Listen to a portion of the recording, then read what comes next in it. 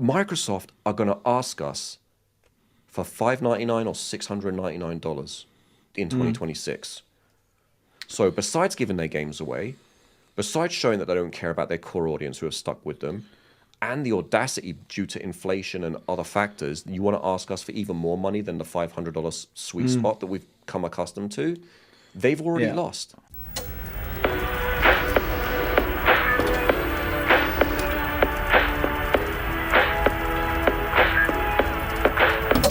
So you've been a loyal Xbox subscriber for well over 11 years, I think. If you're More than similar that, to me. actually. I Yeah. switched over. I bought a PS2, loved it, but just felt like I wanted something different at that point. And the Xbox had come out, been out for about a year, I think, year and a half maybe. Yeah. And I went down to my local Blockbuster Video and found a bundle with Halo and Metal Gear Solid 2. So I Blockbuster thought you were Video. going to say Midtown Madness. Huh? No, not that mad. So I've been with them ever since. I like what they were doing. Power-wise, they were always, more powerful than the competition, except the Xbox One is where they dipped. And I've been very pleasantly surprised and happy with them for the longest time. They ushered in, they made having a hard drive in a console the norm. They made, because we were using memory cards up until Xbox came along. And then they also normalized online play. They normalized having an Ethernet port in a console. They normalized party chat. But they've also normalized them always being the underdog at their own stupid choices and decisions. Yeah. And it's hard to be an Xbox player in 2025. It really is. They lost most of their player base in the Xbox One during the Xbox One announcement with the whole always online and it being underpowered but costing $100 more than a PS4. And then obviously Yeah. with the changing of the guard, the management, they just lost a lot of those studios. They were all expiring. They shut down a bunch of studios. I mean, they shut down Lionhead, for God's sake. Yeah. The Fable creators, for those that don't know. And so there's just been bad decision after bad decision, and Phil Spencer came back on board when, again, here we are, another episode. We say the name Don Matrick left or was fired. Who knows? The writing was on the wall. Is he still at Zynga? He's probably Was he at tanked it by Zynga at now. one point? I wouldn't be surprised if he's tanked it. Whatever he touches, he tanks, Anyway. So Phil Spencer came along. We all thought, okay, this has got to be it. He's going to turn the ship around. And, for the most part, he did in the beginning. He decoupled Connect, got the price down to an acceptable price, reintroduced back compat when the old management said it was impossible, cleaned up a bunch of the dashboard issues that, we were having. Remember the original dashboard, how slow it was, how Windows 8 it was, everything was an app. You couldn't go to settings without going to another app. It was just horrible. Horrible, horrible, horrible. So he fixed a lot of that, and then Game Pass came along as this trial for the longest time. What was it, about a year and a half maybe, Game Pass was in trial with the same games, Gears of War, Halo, The More, the same, was it 5-6 games? And then Game Pass was the game changer. But I think where it started going downhill was after the Activision deal completed, Because on one hand, I get it. You spent a ton of money on Bethesda and Activision. You want to see a return on investment. But on the other hand, some analyst at Microsoft, some financial analyst who sets arbitrary numbers about where they should hit financially based on what it is they've spent, is basically dictating the games division. Yeah. You can't on one hand spend 8.5 billion on Bethesda and expect you to recoup that overnight. You can't spend 69 billion on Activision and expect to recoup that overnight. But their attempt to get that return on investment is to spread their games onto other platforms. Now, for some games, I understand it makes a lot of sense. Your free-to-plays, your multiplayers, things that keep the game alive. Things like Fortnite benefit from being on multiple platforms. For God's sake, if you can get it working on a fridge, then by all means do it. There's no harm in that whatsoever. But for your first-party exclusives, it's creating less and less of a reason to own an Xbox in 2025. The games being on more than one device is a plus. We're definitely going into that future, but Microsoft seems to have taken it too far, too fast, and I think they are basically reenacting some really aggressive changes like they did in the Xbox One era. You know, Yeah. we all know we're going digital, but to have an always-on connection, online connection requirement back then was just not realistic. And I think that we know that a lot of studios are shutting down. Money's, a very big topic, especially today after COVID, after a lot of government change. I mean, 2025 or 2024 was the year of the most elections ever. They had like 68 Yeah. elections worldwide or something like that. So, financially, everyone's uncertain. And I get that. And if you've already got games that no longer generate money, it makes sense from a business perspective to put them on other platforms such as PlayStation, Switch, and the PC and whatever else. But if you're going to do that, you have to backfill the reasons to own an Xbox for the people who have invested in the technology. Because Yeah. what Microsoft have done by doing this is opened up their business to a wider audience. But for the people who paid the 500, for the people who stuck with them through the Xbox One debacle and the Red Ring of Death debacle and Yeah. every other debacle there was with the massive Duke controller and whatever else, Yeah. we're now getting bent over, simply put. We were told that it would never happen we're going to trial it with 4 games. In that same interview, Phil Spencer said, Indiana Jones and Starfield are not going to other platforms. He said that. It wasn't Yeah, I know, ambiguous. yeah. It wasn't a hearsay. He was asked point blank by Tina Ramini, will these games go to other platforms? No, they will not. Now, at this point, Indiana Jones has already got a release window. And the slap in the face was it was announced alongside the Xbox release window with about a Yeah. 3 to 5 month exclusivity. Let's call it 3 to 6. So we know in Yeah. spring, about 3 months from now, it's going to be on PlayStation. Again, I get the business decision. I get it.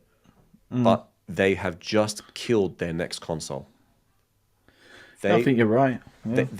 They're not going to affect anything currently, and they won't see the detriment now. So them reassessing every quarter, like, how did it do? Did we make more money because of this? Yes. Yeah, you're going to see this now. And just when you started gaining trust from people to buy into the Xbox ecosystem again, and you introduced the Series S, which was a cheaper, more affordable option, and more people bought that than the X. And then your hardcore audience bought an X and sided with you, even though you didn't do a mid-gen refresh because it wasn't really necessary after seeing what the PS5 Pro has done or hasn't done, depending on how you look at it. And then you go and do this all again. You got the first parties. That was a big issue. You were running out of games. You were underpowered. Back and Pat was missing. The always online thing was sorted out. You were doing everything that the community needed you to do. But again, because someone in the finance department said, we've spent so much money, we need to have this amount of money by this date, it's basically forced the Xbox division to spread their games to everything. And we can see examples of this because the latest set of rumors, and again, I'll stress that it's rumors at this point, but rumors that I'll heavily bank money on because I do see it happening. Halo Master Chief Collection is rumored to be coming to other platforms. Yeah. What was the other one? Gears of War. I guarantee you there's going to be a Gears of War collection as you've wanted, but it'll be on all platforms. Heck, I'll even go as far as saying E-Day, the new one coming up, will be on all platforms as well. We watched a developer direct yesterday. Oh, yes. 5 games were announced. Yeah. 4 of the 5, day 1 PlayStation, Yeah. day 1 PC, and in some cases the Switch. In fact, the only one that wasn't on another platform was probably the one that people are the most, suspicious about, skeptical about. South of Midnight. Yeah. All the Apparently, Sweet Baby's been involved in that one. yeah. Ninja Gaiden 2, great. We got a shadow drop, fantastic. That'll be on other platforms. Well, it's 50 quid already on PlayStation if you want to buy it. There you go. Doom the Dark Ages. You own the studio, multiplat. Expedition 33, multiplat. Yeah, I honestly didn't see Expedition 33 being there. I thought that was going to be a timed exclusive. Nope. Nothing. Really shocked by that one. Yeah, and it's only a matter of time before Starfield comes out. Love it or hate it, it's a prized possession that, they own. The Oblivion remake is going to be multiplat. The Fallout 3 remake will be multiplat. Fallout 5 will be multiplat. What does Xbox have that I can only get on Xbox?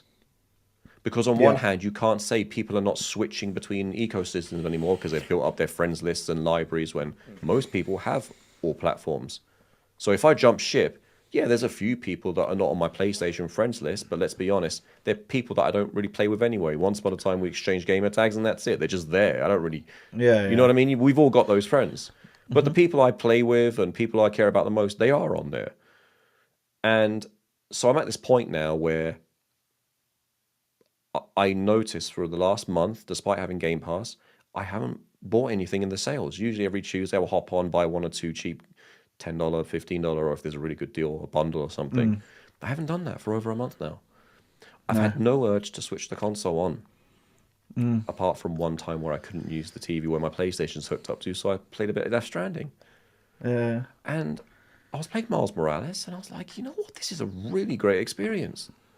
So I said, you know what? Screw it. Picked up Spider-Man 2.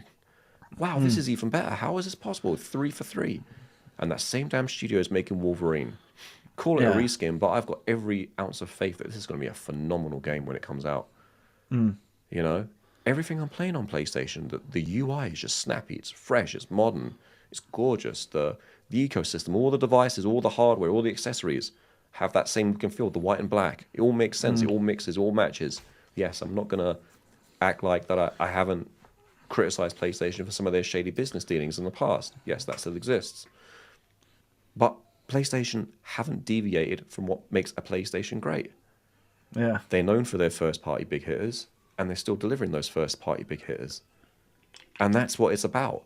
I can get Xbox games on PlayStation now and for the foreseeable future. Yeah. Microsoft has even put the nail in their own coffin. This is an Xbox.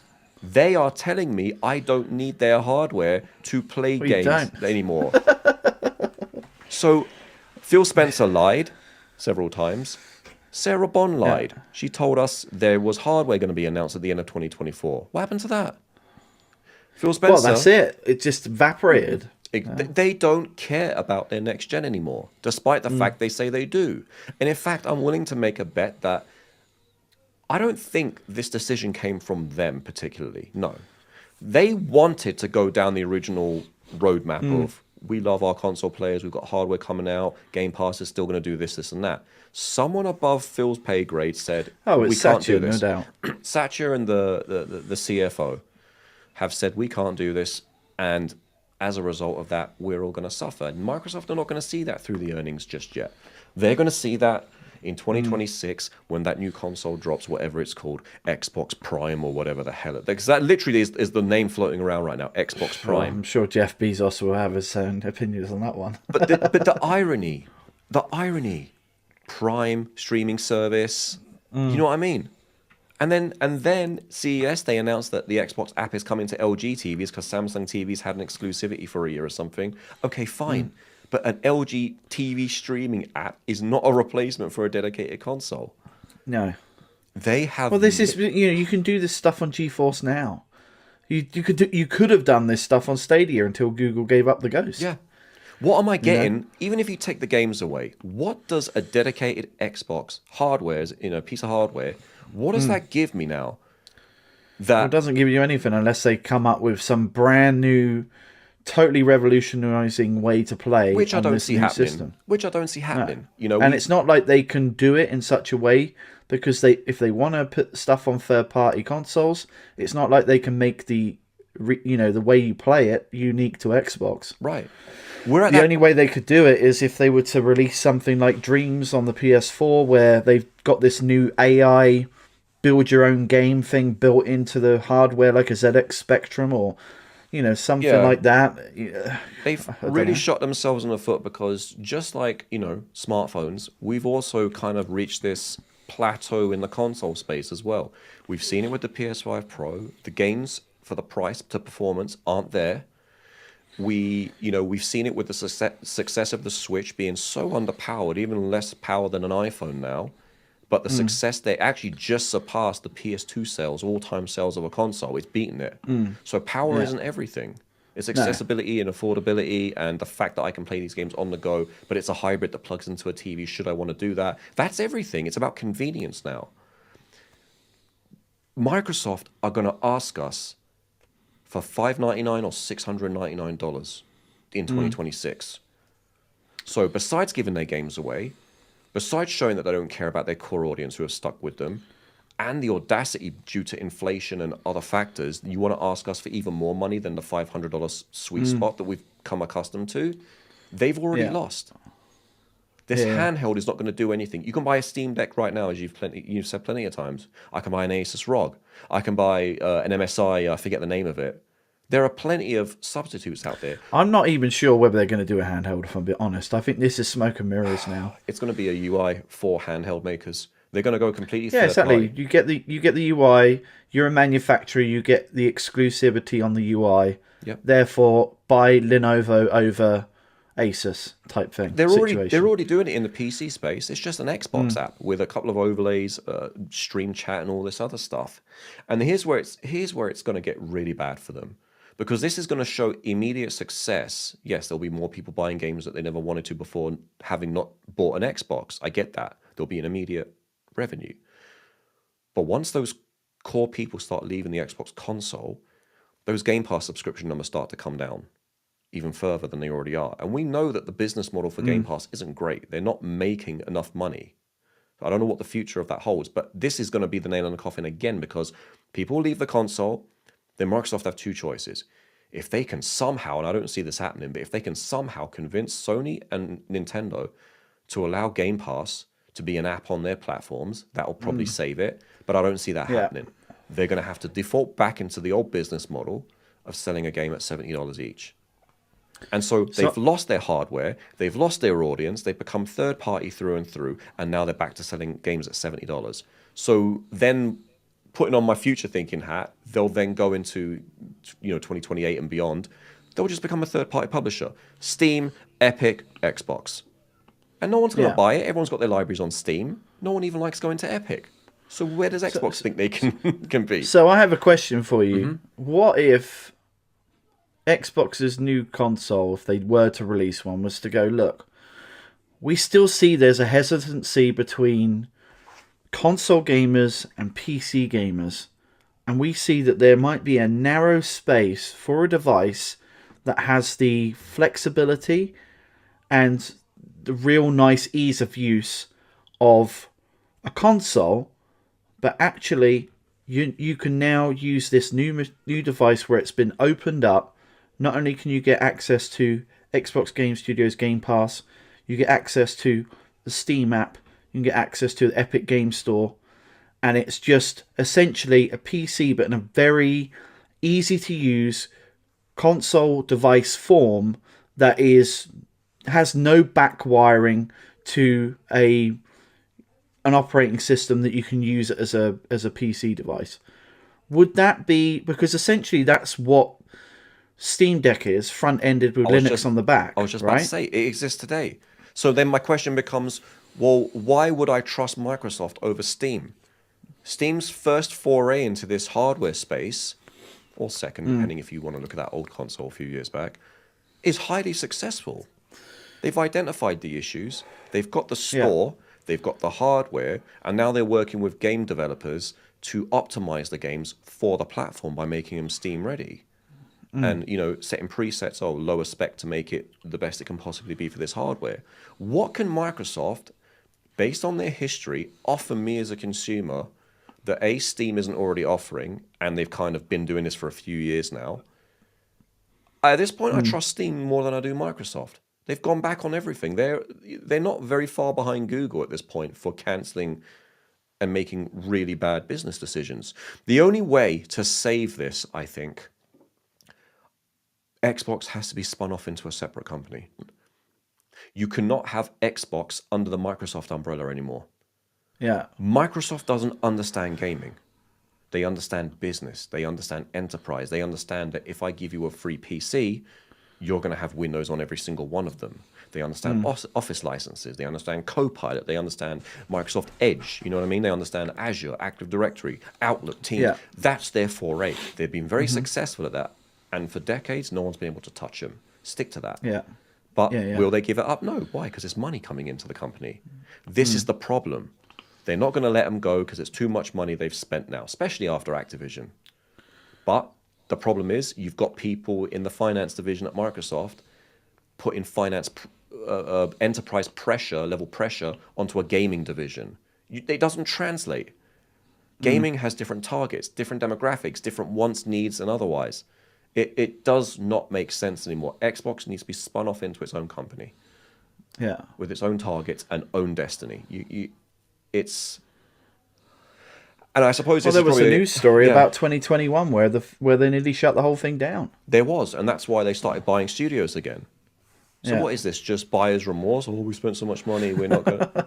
I don't know. It doesn't make sense. So, and I suppose, unless you've got anything to add to this, this is probably a good segue into why I've switched over to PS5 and actually gotten a PS5 Pro.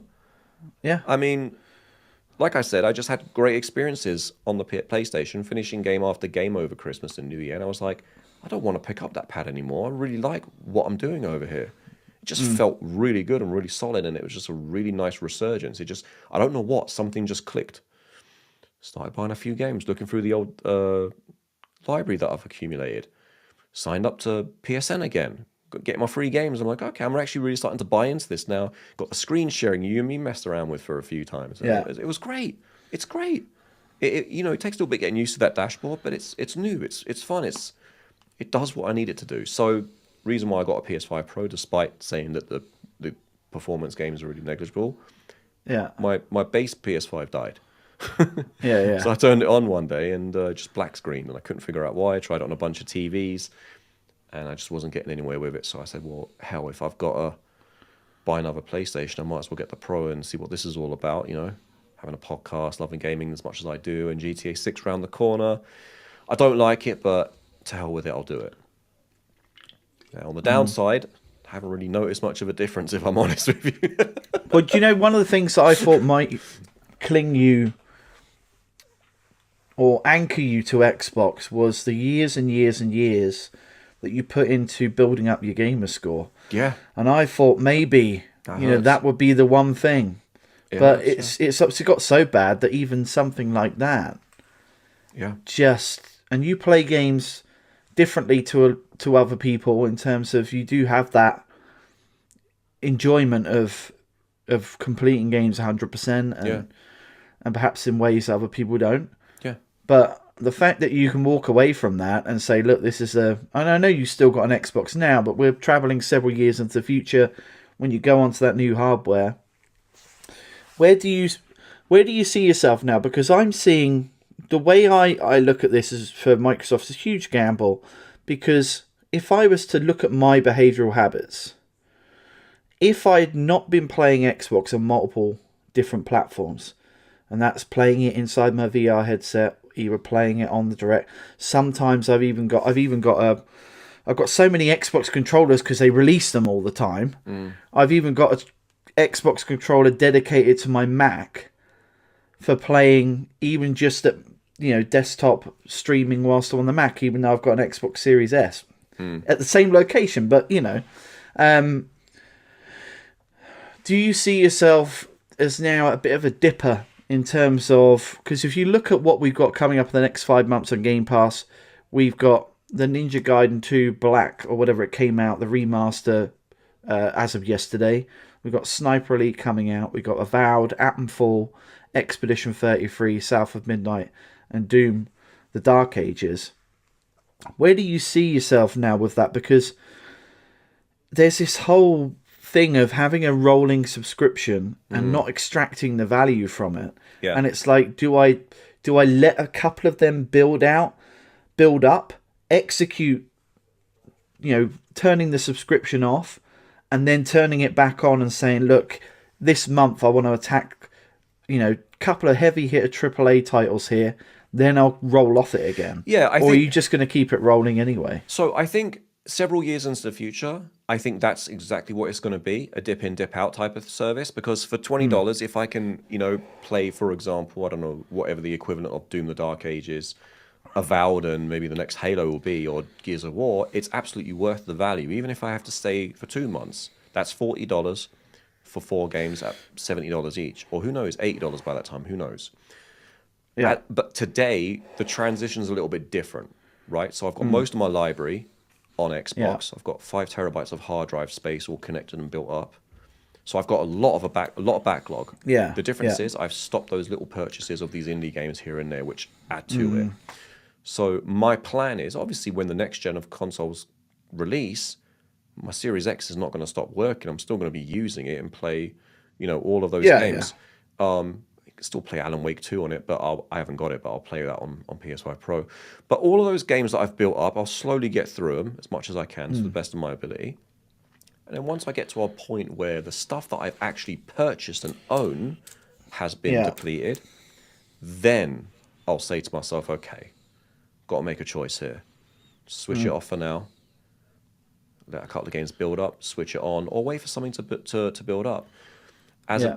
As of today, what's the next game we've got coming out? Avowed. So my plan is finish off Spider-Man 2. Should be in time for Avowed. Huge Obsidian fan. Think they do amazing work. I'm pretty sure I'm going to love that game.